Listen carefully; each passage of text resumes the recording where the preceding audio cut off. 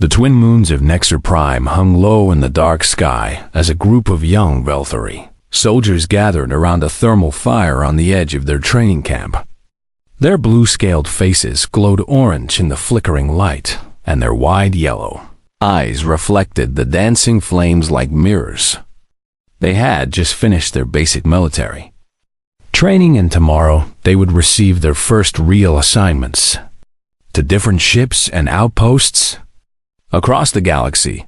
The young soldiers were nervous, but excited because they had heard rumors about the war against the Draviki Dominion, and they wanted to prove themselves in battle. They talked loudly and boasted about what they would do when they faced the enemy, but their voices fell silent when they saw an old warrior approaching. Their fire, his name was Kethril, and he was a legend among the Velthari military forces. The scars that covered his face and arms told stories of dozens of battles and campaigns across multiple star systems. He walked slowly with a slight limp from an old wound that had never fully healed, and he carried himself with the quiet dignity of someone who had seen too much death to be impressed by the boasts of young soldiers. One of the recruits, named Torval, quickly made room for the old warrior near the fire and offered him a container of warm broth. Kethril accepted it with a nod and lowered himself onto a flat stone with a grunt of discomfort. For a long moment, he simply stared into the flames, and the young soldiers did not dare to speak. Finally, a female recruit named Shenna gathered her courage and spoke up. She asked the elder warrior if the stories about humans were true, because she had heard whispers in the barracks about the strange creatures that had joined the Galactic Coalition just 30 cycles ago. Her friends had told her terrifying tales about human soldiers, and she wanted to know if these tales were real or just exaggerations. Ka lifted his head slowly and looked at the young female with an expression that made her wish she had stayed silent. His eyes held something dark and haunted, like a creature that had witnessed horrors beyond description. When he spoke, his voice was low and rough, like stones grinding together. He told them that he had served alongside humans during the siege of Karos Station, and that he had watched them do things that still invaded his dreams at night. He said that before that campaign, he had thought he understood warfare, and that he had believed the Velthari were among the finest soldiers in the galaxy. The humans had shown him how wrong he was. Another young soldier, named Drex, leaned forward with curiosity burning in his eyes. He asked what was so special about humans, because he had seen images of them, and they looked weak and fragile. They had no scales to protect their soft skin, and no claws to tear their enemies apart. They could not see in the dark, like the Kethmer species, and they could not breathe underwater, like the Thalani. What could such creatures possibly do that would frighten a veteran like Kethril? Old warrior let out a sound that might have been a laugh, but held no humor in it at all. He reached into his worn travel pack and pulled out a cracked data tablet that looked like it had survived as many battles as its owner. He activated the screen and turned it so the young soldiers could see the image displayed there. It showed a human female in military armor standing in front of a burning building. She had short, dark hair and gray eyes that seemed to look through the screen and into the souls of whoever viewed the image. She was small compared to the Velthari soldiers standing behind her in the picture, and she appeared almost delicate with her thin frame and pale skin. Her name was displayed at the bottom of the image, and it read, Sergeant Katie Dunkithril told them that this woman had been his squad leader during the Korath campaign, and that she weighed less than half of what any Velthari warrior weighed. She stood barely to his chest when they stood side by side, and her hands were so small. They looked like a child's hands compared to his own. And yet she was the most terrifying creature he had ever encountered. In all his years of warfare, the young soldiers exchanged confused glances, because they could not understand how such a small being could inspire fear in a decorated warrior who had faced death countless times. Torval asked if perhaps the old warrior was exaggerating for effect, because surely a creature that size could not be a threat to species like the Velthari, who were born and bred for combat. Viril shook his head slowly and told them that he understood their doubt because he had felt the same way when he first met the human squad. He and his fellow Velthari had laughed at the 12 humans who arrived to assist in their assault on Koroth Station. They had requested a full human battalion to support the attack, but instead, they received just 12 soldiers led by Sergeant Dunn. The Velthari commanders had been furious at what they saw as an insult from their human allies, and some had wanted to send the tiny squad back to their ship in disgrace. But the human general who had sent them insisted that 12 of their special operations soldiers were worth more than 1,000 regular troops. The Velthari had thought this was arrogance and foolishness of the highest order. Kethril paused and took a long drink from his broth before continuing. He told the young soldiers that by the end of the first day of the campaign, he had understood what the human general meant. He had watched those 12 humans do things that he had not believed possible, and he had realized that the galaxy had never seen anything like humanity before. Said that humans were not like any other species in the Coalition or the Dominion or anywhere else in known space. They did not fight the way other species fought, and they did not think the way other species thought. They came from a world where they had no alien enemies for thousands of years, so they spent all that time fighting each other instead. They had perfected the art of warfare against opponents who were just as clever and creative as themselves. This made them something new and something dangerous. While other species developed their military tactics against enemies who thought differently than they did, the humans developed tactics against enemies who thought exactly as they did. They learned to expect the unexpected and to always assume their enemy was planning something devious and brilliant. They became masters of deception and misdirection and psychological warfare in ways the galaxy had never imagined. The young Velthari soldiers sat in complete silence as the weight of the old warrior's words settled over them like a heavy blanket. The fire crackled and popped, and somewhere in the distance, a night creature called out to its mate, but none of them noticed these sounds. They were too focused on the scarred face of the veteran before them and the dark promise in his eye. Kethril told them that he would share with them the stories of what he witnessed during his service alongside the humans, and that by the time he finished, they would understand why he still woke in the night with his heart pounding and his scales drenched in cold sweat. He warned them that these were not stories of glory and heroism in the way the Velthari understood those concepts. These were stories of a different kind of warfare altogether. Kethril shifted on his stone seat and pulled his warm coat tighter around his shoulders as the night wind grew colder. The young soldiers leaned in closer to hear his words, and the thermal fire cast dancing shadows across their eager faces.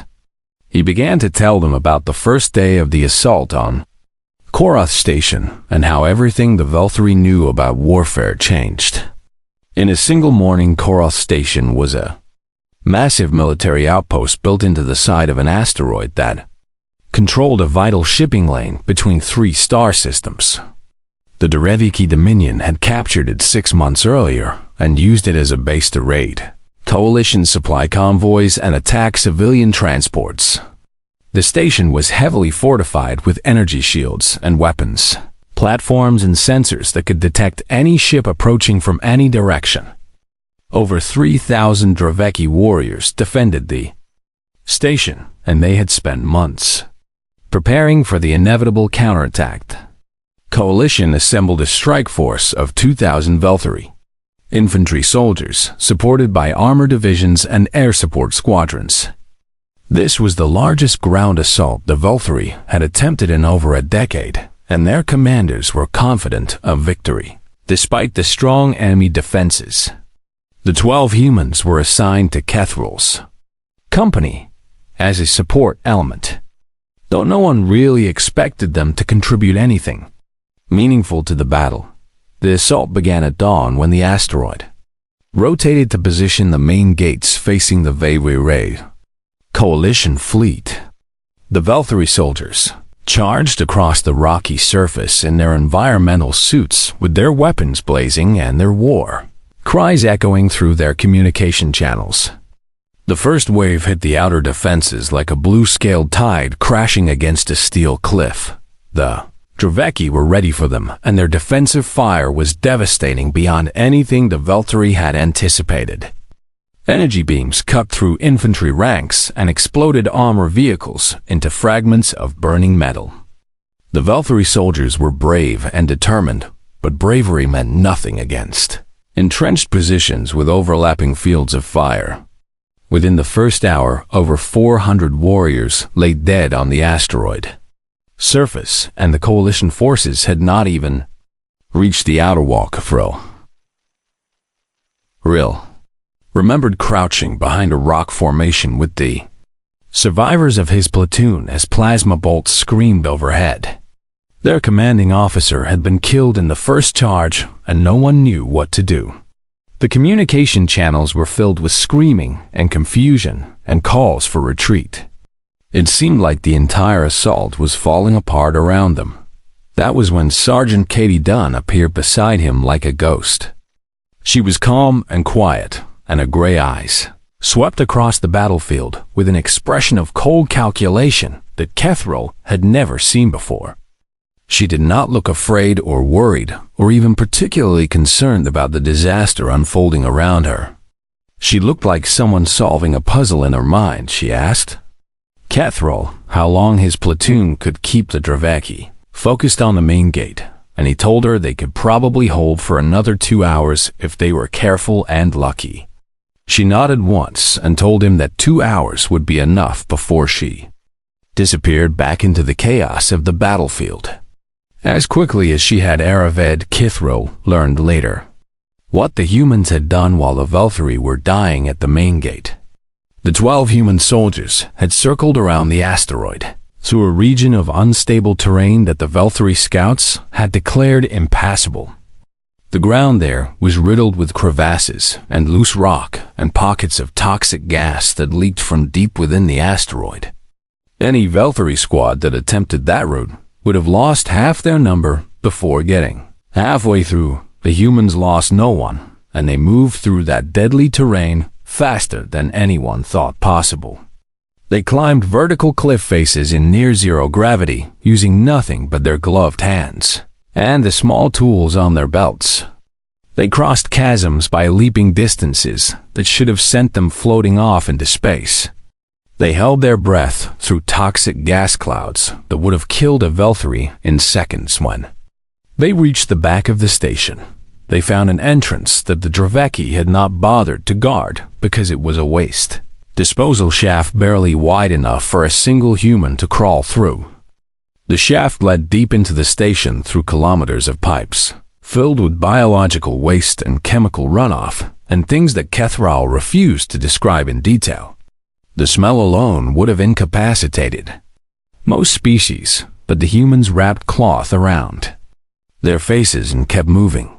They crawled through that filth for over an hour in complete darkness with only the tiny lights on their helmets to guide them. The tunnel was so narrow in places that they had to remove their armor and equipment and push it ahead of them before squeezing through gaps that scraped the skin from their bodies. Any other species would have turned back or gone mad from the claustrophobic horror of that journey, but the humans simply kept crawling forward. When they emerged inside the station, they did not head for the command center or the shield generators or any of the strategic targets that the Velthary commanders had identified. Instead, Sergeant Dunn led her squad directly to the water treatment facility in the lower levels of the station. The few Draveki guards they encountered died silently with human blades in their throats before they could raise an alarm at the water treatment facility the humans introduced a chemical compound into the station's drinking water supply. The compound was colorless and odorless and completely undetectable by standard sensors. Within 6 hours, every Dravaki on the station had consumed water contaminated with this substance. The effects began slowly at first, but soon every defender was struck with violent intestinal distress. That left them incapacitated and helpless. Ithral saw the fall of Sod. Results himself when the Velthari finally breached the main gate later that day. They had expected fierce resistance and brutal room-to-room combat against determined defenders. Instead, they found Dravaki warriors collapsed in hallways, clutching their stomachs and groaning in agony. The enemy soldiers could not hold their weapons because they were too busy dealing with their rebellious digestive systems. The station that should have cost thousands of lives to capture fell with barely a shot. Fired when Kethril asked Sergeant Dunn what poison the humans had used. She laughed and told him it was not a poison at all. It was something called a laxative, which was a medicine humans used when they had trouble with digestion. They had simply given the enemy an extremely large dose of this medicine and let nature take its course. The young soldiers around the fire shifted uncomfortably at this revelation. They had expected tales of glorious combat and heroic last stands, but this was something different entirely. Kethril nodded at their discomfort because he had felt the same way when he first understood what the humans had done. He told them that the Dravaki had prepared themselves for death in battle. They had expected to fight and kill, and perhaps die with honor defending their position. They had trained their minds to accept pain and injury and the possibility of a warrior's end, but they had not prepared themselves to lose control of their own bodies in such a humiliating and degrading way. The humans understood something that the Velthari and the Dravaki and most other species in the galaxy did not fully grasp. They understood that sometimes the cruelest weapon was not the one that killed your enemy, but the one that broke their spirit and their dignity. The Dravaki who survived the fall of Koroth Station were never the same afterwards. Many of them refused to return to active duty because they could not bear the memory of what had happened to them. Kethril told the young soldiers that this was their first lesson about human warfare. Humans did not fight fair because fairness was a concept that had no meaning to them in combat. They did not seek honorable victory because honor was something they saved for peacetime. When humans went to war, they used every tool and every trick and every dirty underhanded method they could devise to defeat their enemies, and they felt no shame about any of it. The thermal fire crackled and sent sparks drifting up into the cold night air as Kethril paused to gather his thoughts. The young Velthari soldiers waited in respectful silence because they could see from the old warrior's expression that the next story would be different from the first. There was something in his eyes that spoke of horror and wonder mixed together in a way that was difficult to understand. He told them that after the victory at Koroth Station, he had been transferred to a jungle campaign on a world called Theraxis. It was a hot and humid planet covered in dense vegetation that made conventional warfare nearly impossible. The Dravaki had established hidden bases throughout the jungle, and they attacked coalition forces using guerrilla tactics that were devastating and unpredictable. Every patrol that entered the green hell of Theraxis risked ambush and death from enemies they could not seek. Ril's unit had been assigned to work with a small squad of human soldiers who specialized in jungle warfare. The human squad leader was a quiet man named Lieutenant Sam Ortiz, who had grown up in a jungle region on the human homeworld called Earth. He moved through the dense vegetation like he was born there, and his soldiers followed him with absolute trust and confidence. One day the combined Velthari and human patrol was ambushed by a Dravaki raiding party that outnumbered them 3-1. The enemy attacked from multiple directions at once, and the coalition soldiers were forced to scatter and fight in small groups. During the chaos of the battle, a young human soldier named Corporal Danny Vance was separated from his Squad and driven deep into the jungle alone, Danny Vance was hit by a plasma round during the ambush, and the superheated energy burned through his left arm just below the shoulder. The wound was terrible, and Catherall had seen enough injuries in his career to know that such damage was usually fatal. The plasma had burned away flesh and muscle down to the bone, and the arm was useless and dying. Any Velthari who suffered such a wound would have gone into shock within minutes and died shortly after, but Danny Vance did not die because humans possess something that no other species in the galaxy seemed to have. They possessed a stubborn refusal to accept death, even when death was clearly the only logical outcome. Their minds could override their bodies in ways that defied medical explanation, and their will to survive was stronger than any physical limitation alone. In the jungle with a ruined arm and Draveki hunters searching for him, Danny Vance made a decision that still haunted Catherall's dreams. Using his combat knife with his remaining good hand, the young human cut away the dead and dying flesh from his wound. He sliced through burnt meat and exposed bone with calm precision, while fighting the pain that should have rendered him unconscious. He did not scream or cry out because sound would attract the enemy, and so he bit down on a piece of wood and kept cutting. When the wound was clean, he cauterized the exposed tissue using the power cell from his sidearm. He pressed the superheated metal against his own flesh and held it there while the smell of burning meat filled the air around him. The pain must have been beyond description, but Danny Vance did not stop until the bleeding had stopped. Then he fashioned a tourniquet from jungle vines and wrapped his ruined arm tight against his body. Most soldiers would have found somewhere to hide and waited for rescue after suffering such trauma, but Danny Vance was not most soldiers. He was a human, and humans did not think the way other species thought. Instead of seeking safety, he began tracking the Draveki patrol that had ambushed his unit because they had wounded his friends, and he intended to make them pay for that. For 3 days, Danny Vance hunted through the jungle without food or water or medical treatment. His wound became infected and fever clouded his mind, but still he kept moving. He tracked the Draveki patrol by the signs they left behind, and he followed them with the patience of a predator that knows its prey cannot escape forever.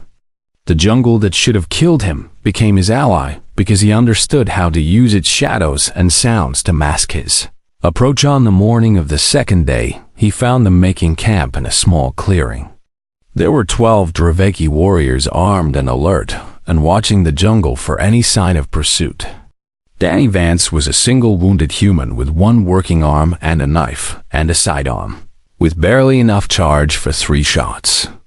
The logical move would have been to mark their position and call for reinforcements, but logic had nothing to do with what happened next.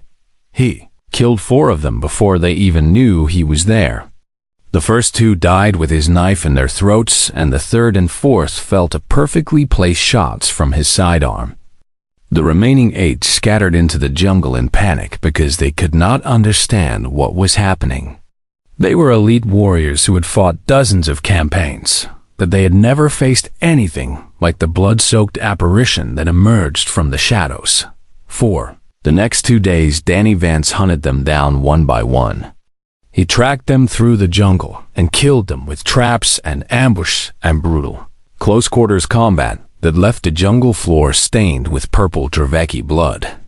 Each kill was methodical and efficient and showed no mercy, because mercy was something Danny Vance had left behind when the plasma round burned through his arm. When the rescue team finally found him, he was sitting with his back against a tree surrounded by 12 Draveki corpses. He was severely dehydrated, and his infected wound had spread poison through his bloodstream. The rescue team's medic examined him and said that he should have been dead twice over from blood loss alone and 3 times over from the infection and shock. By every medical standard, Danny Vance should have been a corpse lying in the Jungle Mud instead, he looked up at the rescue team and asked for a cigarette. Carol told the young soldiers that he visited Danny Vance in the medical facility 3 days later. The human was awake and alert, and already complaining to the doctors that he was ready to return to duty. His arm had been replaced with a cybernetic prosthetic, and he was testing its grip strength by crushing a metal cup into a flat disc. When he saw Kethrel, he smiled and asked if they had saved any Draveki for him to kill. The young Velthari soldiers around the fire were silent, and their eyes were wide with disbelief. One of them, named Shenna, asked how such a thing was possible, because surely no creature could endure that much pain and damage and still function. Their own species was bred for warfare, and even the strongest Velthari warrior would have died from wounds far less severe. Kethrel nodded and told them that this was the second lesson about humans. Their bodies were fragile compared to many species in the galaxy, but their minds were made of something else entirely. Humans possessed a chemical called adrenaline that flooded their systems when they were threatened or injured, and it allowed them to push past limitations that would stop any other creature. But more than that, they possessed a mental toughness that could not be explained by chemistry alone. He said that humans treated mortal wounds as inconveniences to be dealt with rather than death sentences to be accepted. They regarded impossible situations as challenges to be overcome rather than disasters to be mourned. When a human decided they were going to survive, nothing in the universe could convince them otherwise, and often that sheer stubborn determination was enough to make reality bend to their willed. Old warrior looked at each young soldier in turn, and his scarred face was deadly serious. He told them that if they ever saw a wounded human on the battlefield, they should never assume that human was finished fighting. Even with half their body destroyed and their blood soaking into the ground, a human was still dangerous until their heart stopped beating. And sometimes, even then, the other humans would fight harder to avenge their fallen companion. The night had grown deep and cold when Kethrel began his third story, and the thermal fire had burned low enough that the young soldiers had to huddle closer together for warmth. The old warrior's face was barely visible in the dim orange glow, but his voice carried clearly across the small circle of listeners. He told them that what he was about to share was different from the previous tales, because it was not about human violence or endurance. He said that after the fall of Koroth Station, the Coalition forces had taken nearly 2,000 Draveki prisoners. These were soldiers who had surrendered when they realized the battle was lost, and they expected to be executed because that was the standard practice for both sides in the war. The Draveki took no prisoners themselves, and they did not expect their enemies to show them any consideration. Death in captivity was simply the price of defeat. The Velthari commanders began organizing the executions because they wanted to send a message to the Dominion about the cost of resistance. Firing squads were assembled, and the prisoners were divided into groups of 50 for efficient processing. Everything was proceeding according to standard military protocol when the human contingent raised an objection that surprised everyone. Sergeant Katie Dunn requested a meeting with the Coalition commanders and told them that the humans would not participate in the mass executions. At first, the Velthari officers thought the humans had grown soft, or perhaps their strange alien morality prevented them from doing what needed to be done. They were prepared to dismiss the human objections and proceed without their assistance, but Sergeant Dunn had not come to ask for mercy for the prisoners. She had come to propose something far more disturbing. She called it a psychological operations program, and she said it would cost the Draveki Dominion far more than simply killing the prisoners ever could. The Coalition commanders were intrigued enough to postpone them executions and listen to her plan. The prisoners were separated into small groups and placed in individual isolation cells throughout the captured station. They were given adequate food and clean water and medical treatment for any wounds they had suffered during the battle. No one tortured them or threatened them or even raised a voice to them in anger. The Draveki prisoners waited for the pain and degradation that never came, and their confusion grew deeper with each passing day. Instead of punishment, the humans gave them entertainment. Large screens were installed in each cell, and these screens played human broadcasts for every waking hour. The prisoners watched human stories and dramas and comedies and documentaries about life on Earth and in human colonies across the galaxy.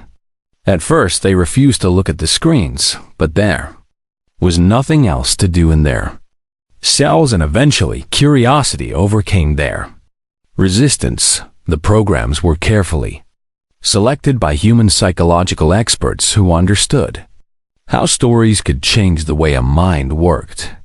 The prisoners watched tales of human families and the love that bound them together across distances and hardships.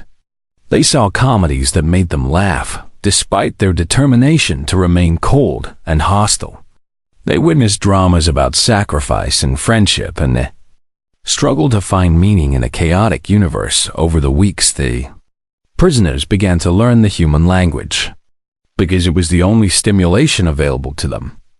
They started to understand the words being spoken on the screens and the subtleties of human expression and emotion.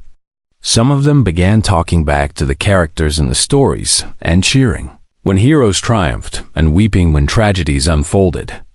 They had become invested in human lives without even realizing what was happening to them. At the end of 3 months, the prisoners were brought together in a large assembly hall and given a choice by Sergeant Dunn herself. They could return to Draveki space and resume their service to the Dominion, or they could defect to the Coalition and build new lives as free citizens. No pressure was applied and no threats were made. They were simply asked to choose their own futures. Over 1,700 of the nearly 2,000 prisoners chose to defect. Cathro paused to let that number sink into the minds of the young soldiers.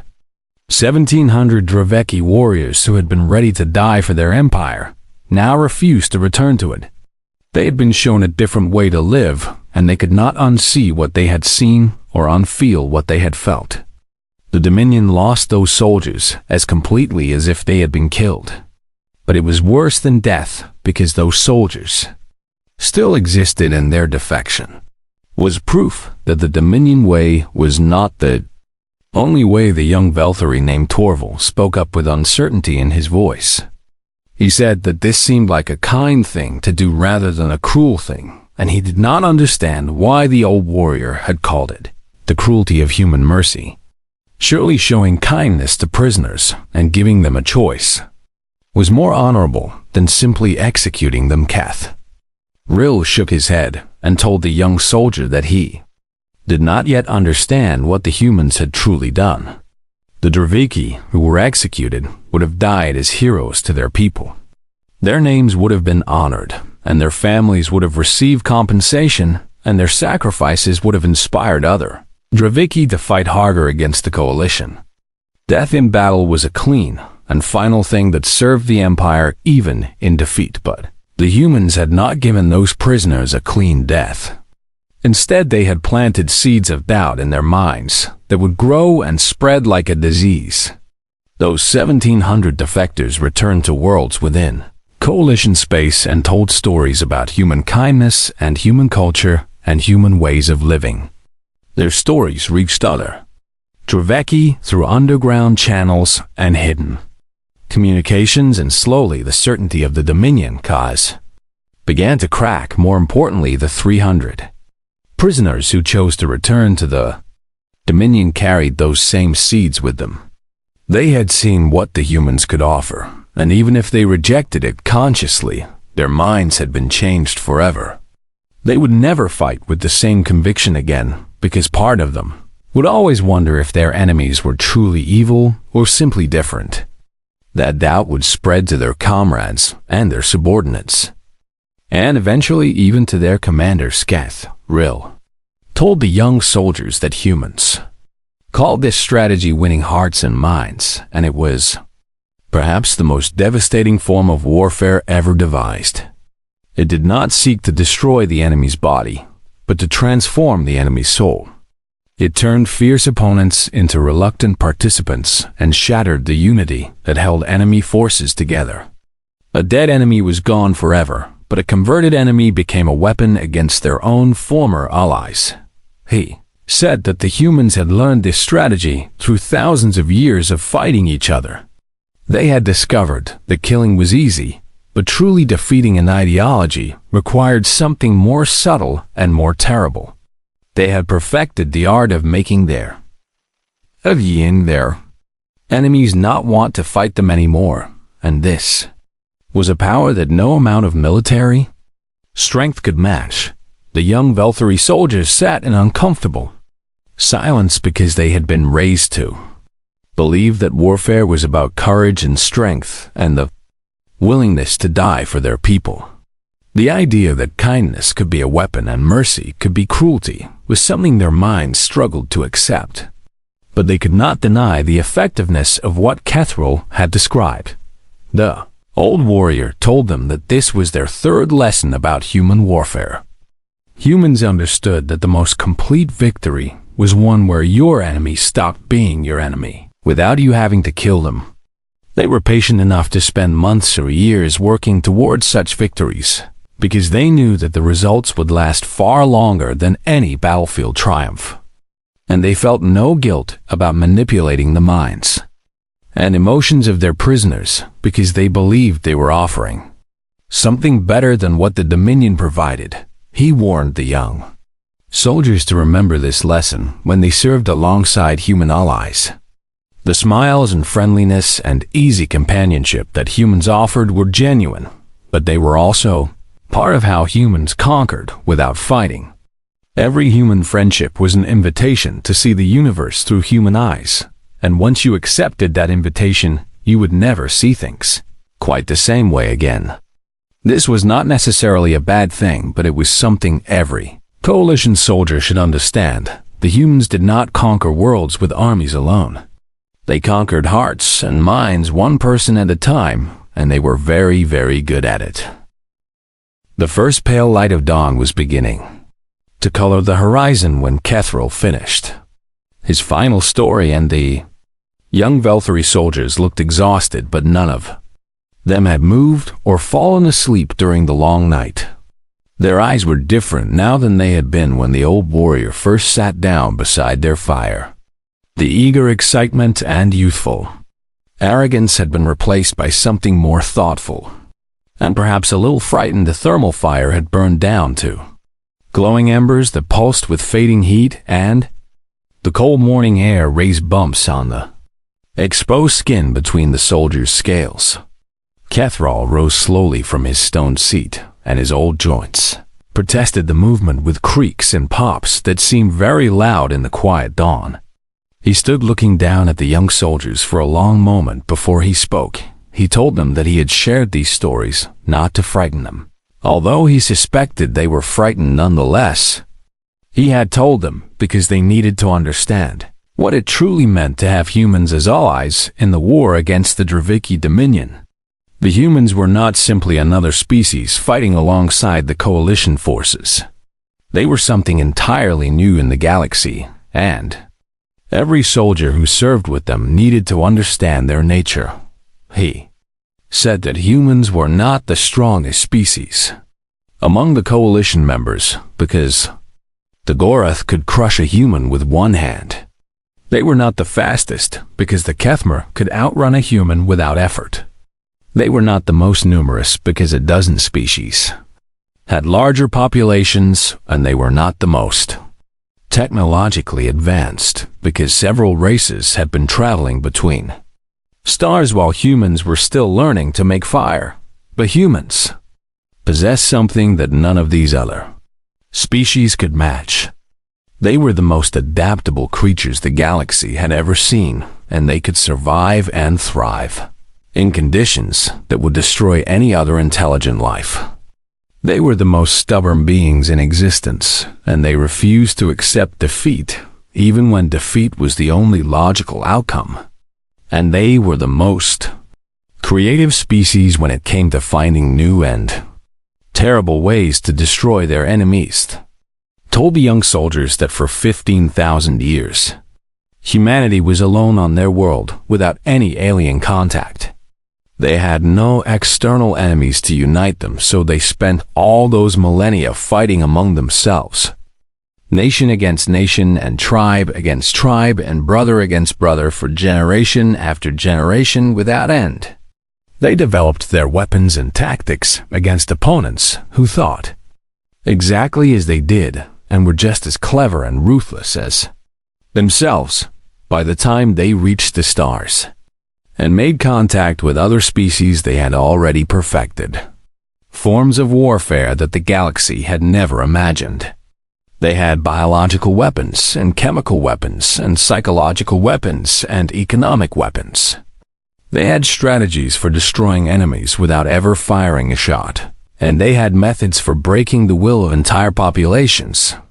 Every terrible thing one intelligent mind could devise against another intelligent mind the humans had already invented and refined and deployed. He said that the Draveki Dominion had believed they were the greatest military power in their region of space. They had conquered 20 different species over 2,000 years of expansion. They had never known true defeat, and their commanders had grown arrogant with success. When they first encountered humanity, they assumed the small soft creatures would be easy prey for their war. The humans broke the Dominion in 4 years. 4 years to shatter an empire that had stood for 2 millennia. And the war was not yet over, but the outcome was already certain. The Draveki were losing ground on every front, and their population was beginning to question whether the war was worth continuing.